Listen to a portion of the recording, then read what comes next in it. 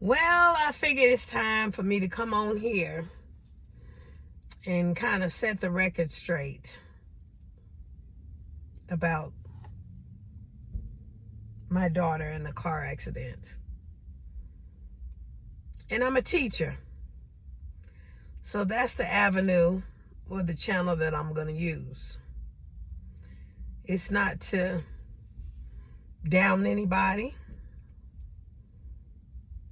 Anybody that know is going to know.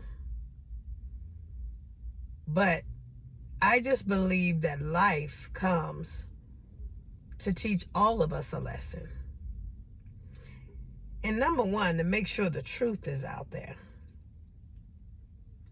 Because from what I'm hearing, it's kind of getting distorted. My daughter decided to go on a trip to the beach. I guess some friends was going for 4th of July. She been with these friends long enough really to trust them. Well, I'm going to say with this one friend. But they were going in that friend's boyfriend's car. And my daughter, because she believes the way she believes, and she sees the blessings on her mama, and she know that her mama is a praying mama. My daughter is one of those ones that kind of think they're invincible, that they can get away with anything. My children, because mama's prayed them out so many times, and they've seen mama come out of or come through some stuff. You know, they know I talk to God. They know I have a relationship with God. So sometimes in their confidence, my children tend to get a little conceited. So as I said in that video before, that a heaviness came over me to let me know that it was time to teach her a lesson, to kind of reel her back, to hone her back in before she crash out completely. And that's when I asked, I say, Lord, just save her life. I didn't know how she was going to come back to me. All I knew was that she was going to come back to me because I believe in God. I trust God. It's in Him I live, and it's in Him I die. So, going back to the story, she goes, and I'm watching her go from one city, one town to the next, to the beach, enjoying life. Actually proud of her that she's living life, that she's not sitting around behind a electronic console, you know, never seeing life, that she's actually getting out there and seeing different things. I raised my children and took them to different cultures because I didn't want them to be in one box. I wanted them to show them something outside of their own neighborhood. And my daughter, ever since she's been enjoying things like that, she's been, you know, doing that. My baby boy the same way. You know, he took a job to go to California, to go to the beach. But he took a job that he opened up one of the companies down there, the pizza company. And he lived his life for a minute. And then he came back. He was, you know, supervisor to go open up the company. My children are very blessed. Only by the grace of God. But God. I can't take no credit for nothing. But in her being blessed, sometimes she's a little arrogant, I want to say. Conceited, maybe. Some say that about me, but like I said, I know whose I belong to. And God know how to tap my butt too and bring me back in. But, you know, as a single mom, after being divorced from a 20-year marriage, I've been divorced since 2007. It's not that I don't like men, or I certainly ain't went the other way, because that's an abomination. But I don't have time for that in my life right now. Number one, because I own not one, but 2 Cadillacs now. And I don't have time to be trying to take care of no project, no man. So anybody that's going to come to me got to come to the table with something, not come to pull on me. You know, I'm an enabler. I'm trying not to be.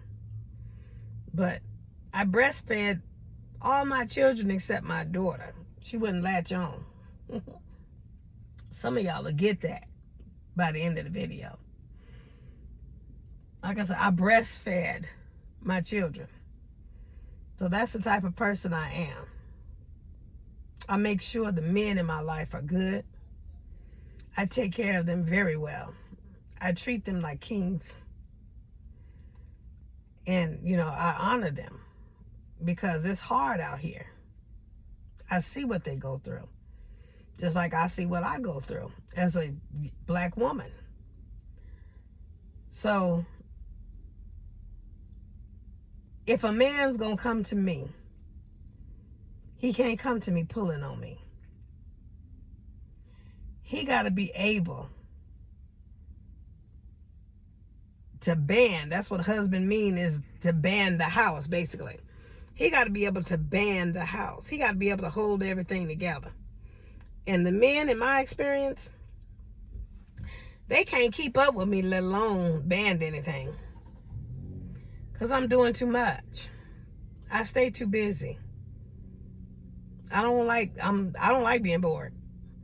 I don't like sitting around wondering what I'm going to do. I'm passionate about this thing. I'm passionate about helping people, helping my nation, making sure people got food, you know, therapy.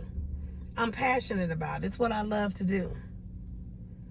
This is the thing that I could do whether I get paid for it or not, because I do. There's a lot of people I don't even get paid for. They don't even have the insurance. And there's some that, you know, ain't trying to get no insurance. But to impact somebody's life is what I do it for. That's if they're listening. If they ain't listening, I don't waste my time. Because like I say, again, free will. They can do what they want to do. But back to this trip. July 4th. I guess they had came from the club. You know, my daughter, she was raised in the admonition of the Lord. All her gifts. She praised, danced, she preached, and everything. But like I say, when she got to be 21 and got on her own, she basically kept her stuff at the house and kept one foot in the door. But she kind of moved out because, you know, she don't disrespect mama's house. None of my children did. They know what I believe in. They know what I stand for. And they took that mess outside of the house. You know, they left my sanctuary, my refuge, which is my home. And she goes out there and live the life that I tried to keep her from. You know, she can't preach something she don't know. So I knew it was coming. I did it. And she bumped her head a few times.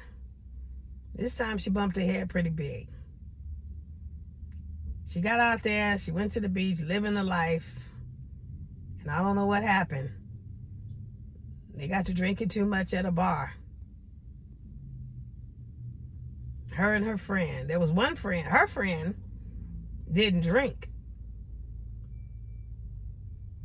I was told she was trying to get pregnant to trap this guy, I guess. But like I said before, you can't trap no man with no baby. All you're going to do is create an 18-year sentence, minimum. 18-year sentence for your own self. Unless something happens. And because she was so head stuck up this man's behind, and when she realized that through the lawsuit and everything that she was actually suing the driver who was her man, who was at fault, because he clipped the back of a Escalade on the highway. I guess I hear that the woman is trying to sue him now. And everybody's mad at me because I intend to sue because I'm not paying for all these hospital bills. I just want that taken care of. And whatever God do from there, that's, whatever he do. I think my daughter pretty much got her lesson. She's gotten her stuff from there. She has no reason to go back. But the back and forth, because they're upset. They want to blame, and they upset because her mom is still pressing charges. Or trying to get, sue the insurance company. The things we do for our men. The same man that all they was doing was taking care of themselves, basically. Only thing, it's a problem when all a man got to bring you is a penis and a hot car. You need a little bit more in life than that. Because when all they got is that, it makes life really hard for you. And now this young man don't even have a car. So I don't know, with all the fighting, if that make the penis better or not. But that ain't gonna pay the bills. That ain't gonna get nobody out of the situation and pay for all these lawsuits. There's a lesson in this. Don't drink and drive. I'm praying that that lesson was learned. So far, what I'm hearing, I believe it has been learned. But we still got to get through the rest of the stuff. But everybody's trying to blame my daughter, who got the most of the brunt because she was in a vehicle with men sitting on her lap because there wasn't enough room in the back seat of the car. She came out with no feeling in her legs. Prayer changes things. I don't know, and we're not sure if it's a slip disc or not, but I'm believing it's just inflammation because her legs come and go. Like I said, I dropped her off at work earlier, and I haven't gotten a call to come get her. The young lady canceled the lawsuit when she found out she was suing her man. Now, I got to go get a lawyer. If I don't pick up that lawyer to go and finish this so my daughter can keep receiving her treatments and to get her hospital bills taken care of. Everybody is held accountable for their actions. Nobody told nobody to get in that car inebriated. But suddenly, somehow, some way, it's all my daughter's fault. Because her mama is still filing a lawsuit. Somebody's going to be held accountable to pay for these damages. And it ain't going to be me. It looks like I might have to pay for the chiropractor to continue her treatments until the lawsuit is over. But it's a pretty cut and dry case.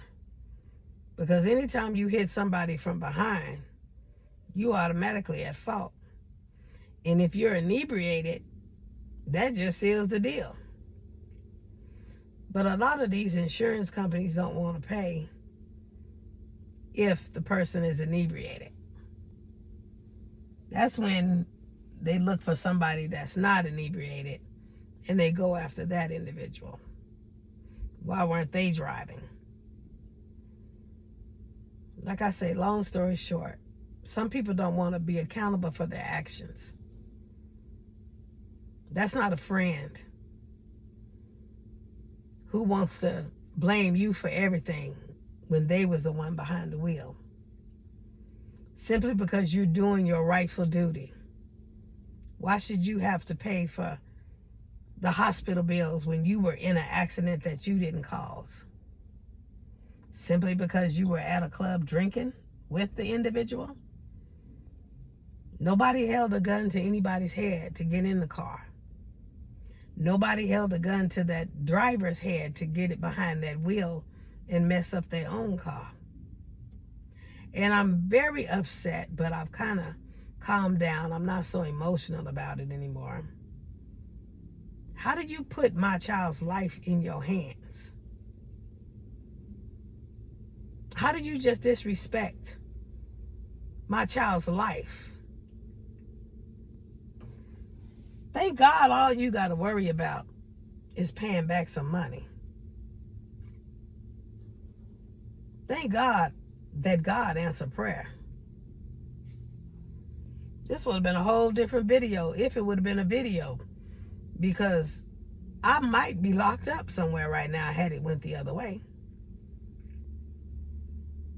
At the same time, I was able to talk to that individual who is depressed.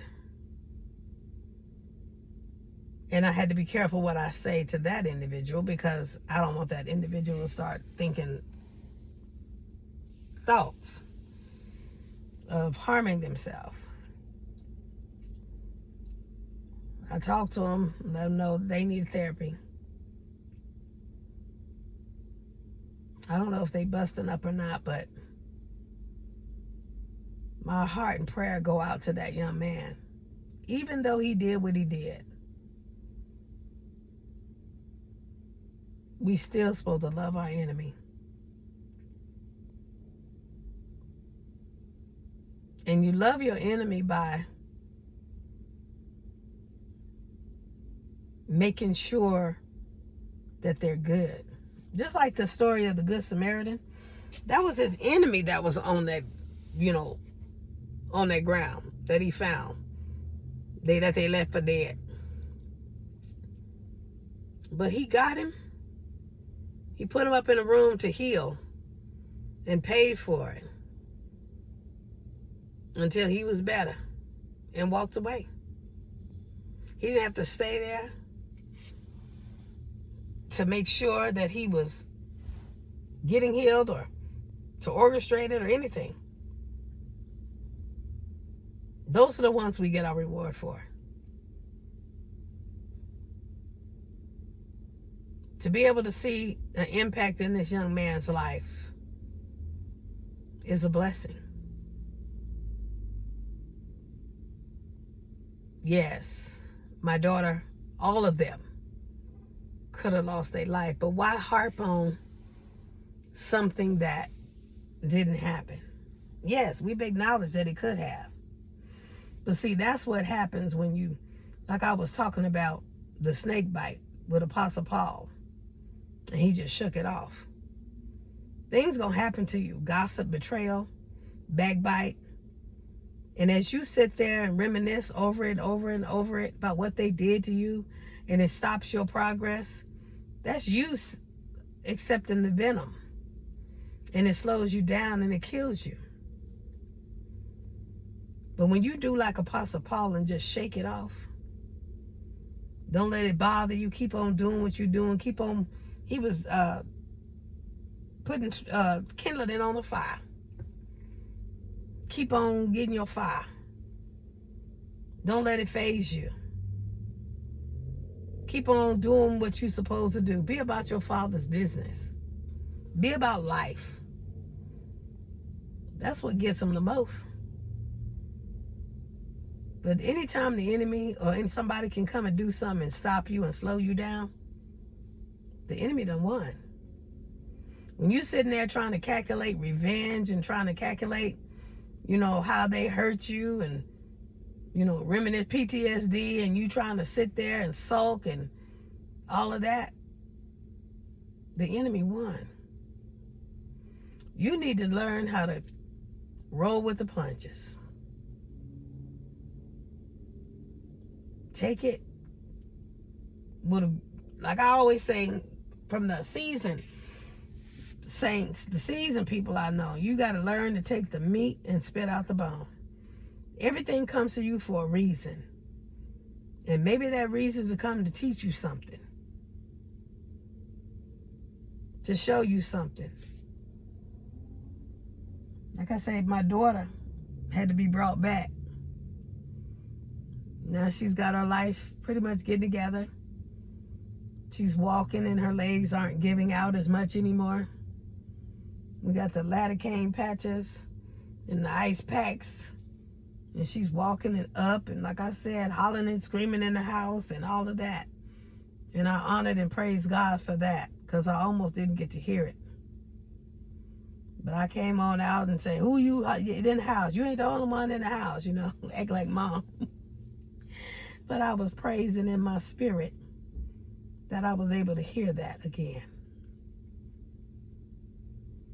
She done put her hair on, did her hair, got ready for work. I'm getting ready to take the groceries in, rest for a minute. I don't know, I think I'll take a nap because I got to go. I might just send an Uber or a Lyft for her. Because they getting up trying to sit and wait for her to get off at midnight. She had a concert right now. And all that traffic, I'm not trying to do that traffic. So I think that's what I'm going to do, is send her a Lyft or an Uber. But don't let life get you down. And the enemy always going to throw shade. They always going to lie. Got to make themselves look good because they look like a fool. Drinking and driving and tearing up their own car and putting other people's lives in jeopardy. And don't be so sad or so foolish to where you want to cancel your healing simply because you trying to make a life with a man. This girl's head is so far stuck up her man's behind. She need to pull it out now. Because right now, when all of this stuff come down, he ain't gonna have no money for a minute. He gonna have to recoup from this. Which means he sure ain't gonna have no place for her.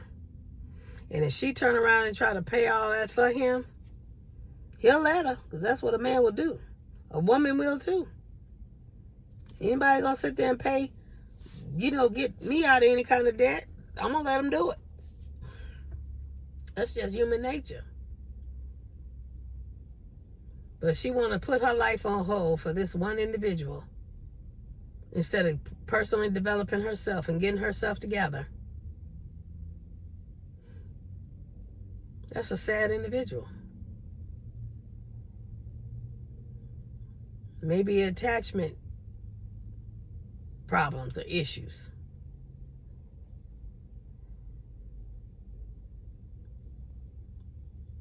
One thing I do know for sure is my daughter. She's realizing who her friends are. One night she had to be ambulanced from the friend's house to the hospital because her legs went out again. And she couldn't, they had to carry her down the stairs, put her in the ambulance and go. And the friend didn't even try to get to the hospital to be with her. Didn't even call me.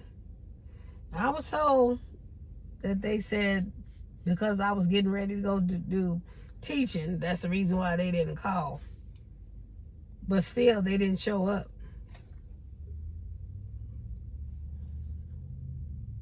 Me and my boys stopped doing everything that we was doing, and we showed up. That's one thing I know about us. Anything could be happening in our life and our family, and my children are right there with me. My baby boy, he was showing up. He was on FaceTime, walking, when I was FaceTiming my daughter. She was in the back room in ICU. No, emergency room. And I called my oldest son. Well, my oldest son called me and gave me the message. I didn't know he was coming because he had just went to work. He called me. He said, "Where you at?" And I told him where I was. And like I said, all three of us were sitting there while she was back there. When they got done with her back there, because there was so many people, they had people in the lobby because they didn't have enough rooms. They let her walk out there. But my son, because he used to work at that hospital, he went and got a wheelchair. And he got my daughter and brought her around there where we was. And we sat there until, they got done with the x-rays and, waiting for the x-ray results and stuff like that. And then they finally said that they couldn't find anything. And that they gave her some patches, lidocaine patches. And told her to put some ice pack on in a couple of days and then maybe a heating pad on after that. And maybe the inflammation would start going down. They couldn't find anything really damaged in the x-ray. Praise God. So we're thinking that there's no disc wrong or nothing like that, but they did expedite an MRI, so we got to get that for her. But we did learn that while she was willy-nilly and hanging with these friends, she just crashed out, didn't do nothing with her life, and let her insurance expire. So when they learned, they was ready to do everything, but as soon as they learned that she didn't have no insurance, they discharged her. They said, it's time to go. So now mama had to take care of the rest of it. I had to take the tools that they gave me and start putting her back together.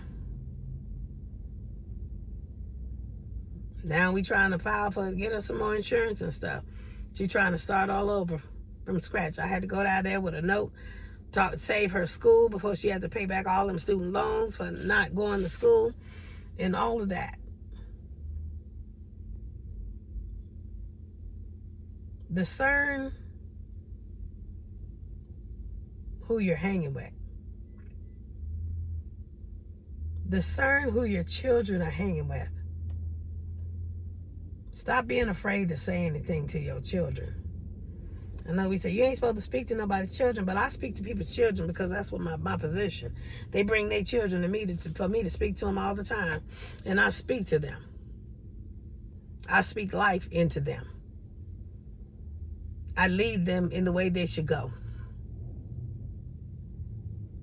I love on them, just as if they're my own, because I want them to succeed. I don't want them to just be out here. I can't do my job in fear.